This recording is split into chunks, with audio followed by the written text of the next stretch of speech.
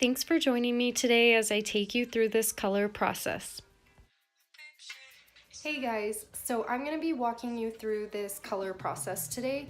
I am using Redken's Flash Lift with 40 volume. I know that sounds like a lot. And I'm adding pH bonder, and she is a level 2 naturally, and she wants to be as blonde as she can be, like platinum. I don't think we'll get her there today. We have had one other session, and that was 6 months ago, and we did bring a lot of lightness to her hair, but we're just gonna go in and try to put as much color as we can. We're just gonna be doing a typical highlight. I'll probably mix it up with a thicker weave and maybe a slice and then a finer weave. So I'm just gonna be playing with the pattern today, and I will give you more tips and things like that as I finish up the video. So thanks for following along. So here is some before footage. I didn't get an actual before photo or before video, a close-up, but you can kind of see how much lightness she has still in her hair, and then her natural level of darkness. In person, it actually looks darker. I think it may just be the lighting that you can't quite see how dark she is. But yeah, she is about a level 2, 3. And so yeah, I'm just starting out here in the front, and I'm doing very fine, close together foiling right here, and I do about 4 to 5 of these going up the top part.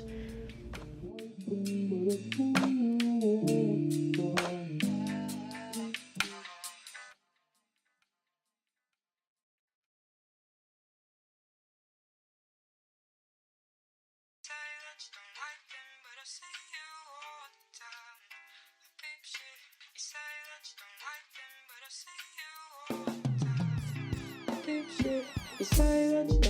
them, but I see you all the time. Peep shit. You say that you don't like them, but I see you all the time. You say that you don't like them, but I see you all the time. Peep shit. You say that you don't like. So here by her hairline, I'm showing you how fine the weave is here in the front, right by her hairline.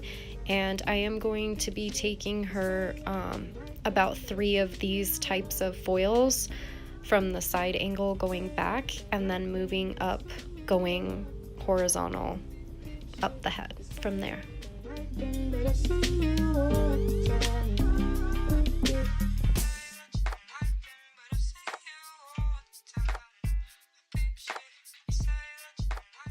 And whenever I'm doing a root touch up on my blonde or re-highlighting them where they've been highlighted before, I always try to be really careful to stick to the root area and just drag it and feather it onto the existing blonde, because we don't need to go over those sections, because we want to avoid breakage and keep the hair as healthy as we can.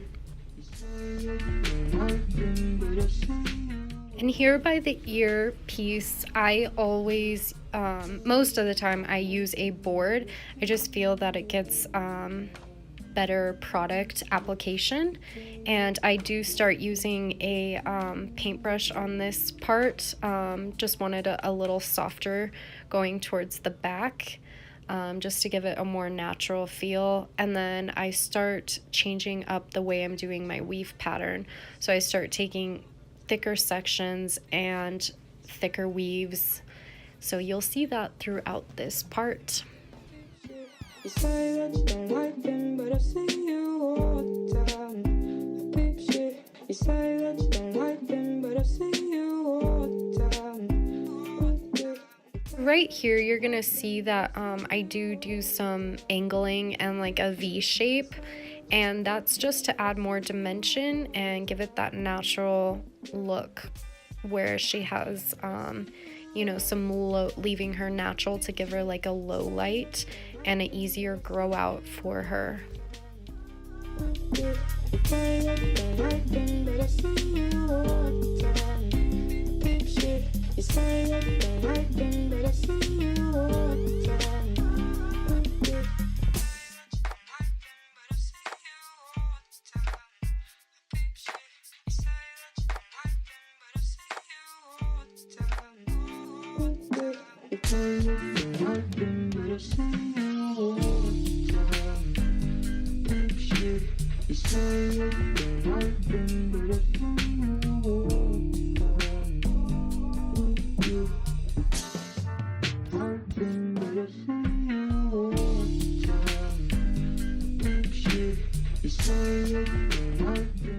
I'm sorry, I did not get footage of me doing the back sections, but I was just opening up the foil to show you what that application looked like. I just took, it looks like about 3 to 4 foil sections like that, and I believe I did tease those in the back. I might not have, but I'm pretty sure I did. It's hard to tell, and I kind of forgot. So then I start doing the hair painting on the existing blonde and blending it up into the darker areas.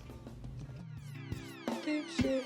You say that you don't like them, but I see you all the time. Deep shit. You say that you don't like them, but I see you all the time. You say that you don't like them, but I see you all the time. Deep shit. You say that you don't like them, but I see you all the time. But I see you all the time. Deep shit.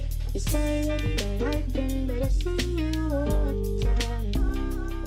So with this hair painting that I'm doing right here, this was still flash lift with 40 volume, and I did do it open air. I didn't foil or seal it. She already had that blonde there, and so I just wanted to bump it up a little bit. I didn't need to put the foils on and bring her up a whole lot more, so I feel like you can get away with that. If you're working with darker hair, you're definitely gonna want to foil those pieces just so they'll lift for you.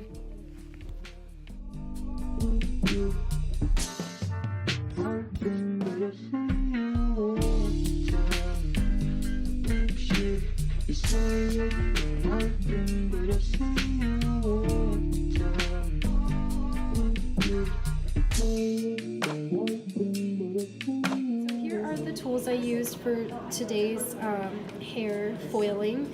I did do some hair painting on the balayage pieces in the back and a few on the sides where I took chunkier pieces, and I did some angling there. And then this is what I used. I wanted a firmer brush to get, hit the root area and really get in there. I didn't want anything soft. I'm gonna, do a root smudge to soften that. And then I did use this board on the front and on the sides by the ear. And then I used, sorry guys, Product Club's foil. I really like it. It's firmer than using like Reynolds. So here is the last foil that we put in, and it's getting there. There's still a little bit of golden tone right here that I want to lift past to get more like this, and even bump that up a little bit more. She wants to be as light as we can get her without damaging it too much. And I just wanted to show you how I had placed this pattern here. It being to leave some dimension, and so it's a softer grow out for her, because we want it to be smooth, and so she doesn't have to come in like every 2 weeks to retouch her blonde because of how dark she is naturally. And this is looking gorgeous. We're just gonna give it about 5 more minutes, and I think we'll be where we need to be.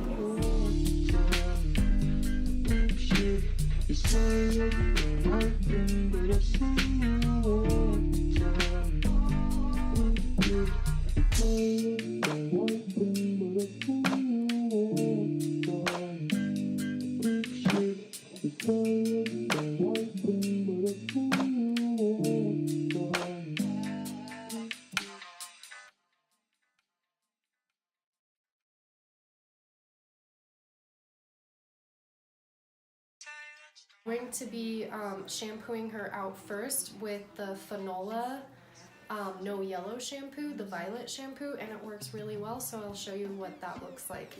Okay, so we have all heard and seen the Fanola, I hope I'm saying that right, Fanola violet shampoo going around, and it is as good as everybody is saying it is.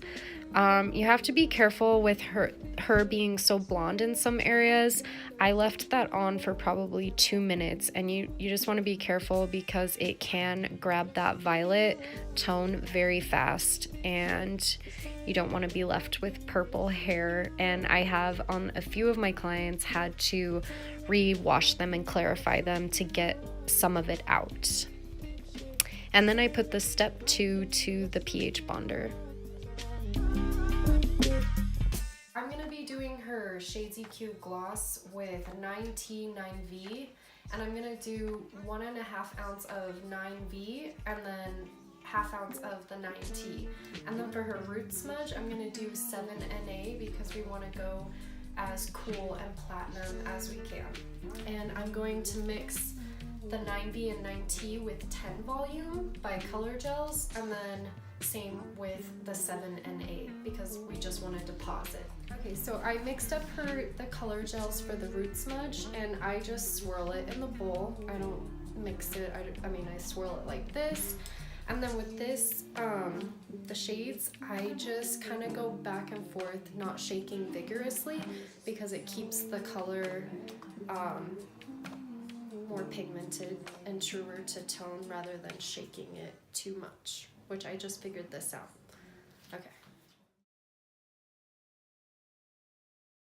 So here I am starting my root smudge in the back. I always try to start it in the back just because naturally the hair is darker back there and I want it to grab there first and then work my way up to the front. And as you can see, I've parted out where I want to keep her the blondest, and so that'll be the last part that I put the root tap on.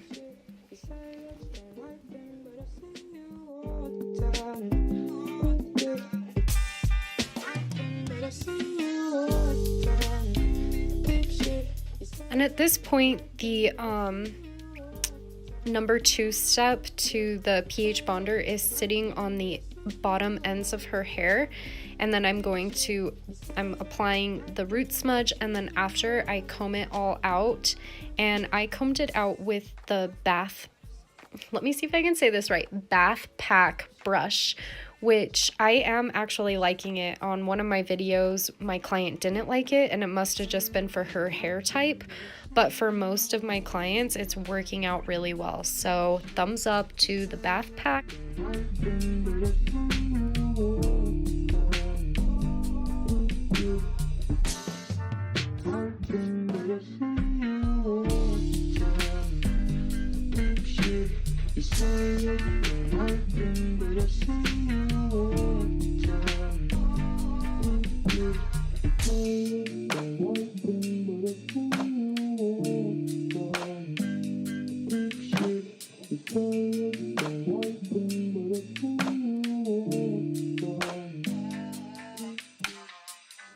So here is a close-up of the root smudge. We've just done the root smudge with the Redken Part 2 conditioning sitting on it. And so she is just about ready to rinse. It's been sitting on for probably about 8 minutes now. Altogether, doing the front pieces last. Those have probably been sitting on like 3 minutes. I am going to be walking you through how I do a blow dry and a curling iron, using my curling iron, and I use the T3 Micro. They're beautiful, they're gorgeous, and they work so good. They're flashy, but they are the best I've used so far. And I'm going to be using Redken's Windblown, the 05 for hairspray. They're calling it a dry finish spray, and that's what I like about it. It's not sticky, it's not too strong, it just like makes it more texture to the hair, and I really like that. And then I'm gonna use the Pillow Proof Blow Dry Shampoo Spray. And I like to do that when I'm doing the blow dry because it gives volume and it extends their hair a couple more days. And then I like to use the Pillow Proof by Redken. It's their Express Primer. This stuff I use all the time. Every single time I blow dry someone's hair.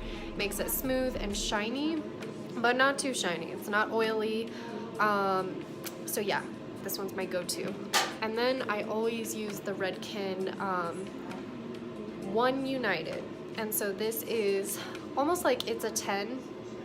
This is their version, and I love this one better than It's a 10. It helps detangle and smooth out the hair and helps with blow dry, and I'm sure there's 25 reasons to why you should use it, and if you want to know those, I can definitely let you know, but I'm not going to read them all right now. Okay, so here we go. The United One. Spray that all throughout, lifting her hair while it's sprayed. And then I just go ahead and layer this on the pillow top. And this is the primer, the styling primer. So with this blow dry, I am just doing a rough blow dry.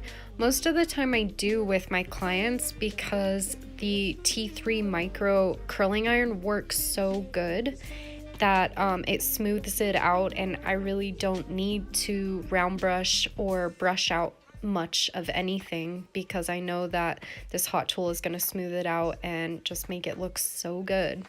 So saves me a step, a big one, because I don't like round brushing.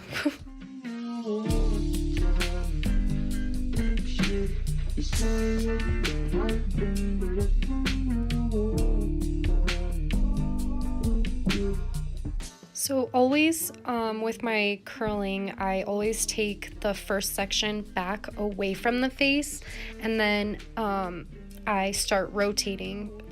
Sometimes I'll do the first like 2 away from the face, but every now and again I'll just do it forward. It just depends on what look I'm going for, if I want more texture by the face.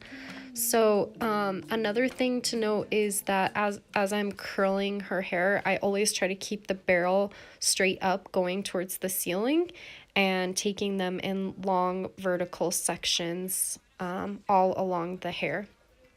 And just really trying to rotate so that you don't just get like one big blob of curl. It just works out really well for me to rotate and mix up the direction that I'm going with the curling iron.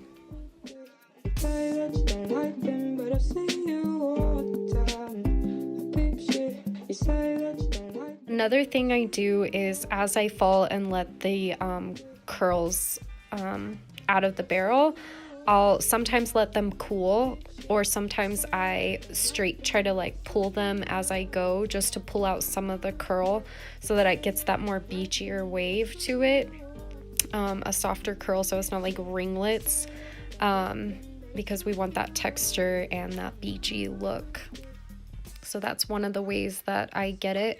Depending on how soft I want the curls, sometimes I will go in with a flat iron and smooth out the ends even more, or just smooth down the curl so it has even less curl to it. I didn't do that here today, so I am just pulling the curls to kind of straighten out those ends a little bit more.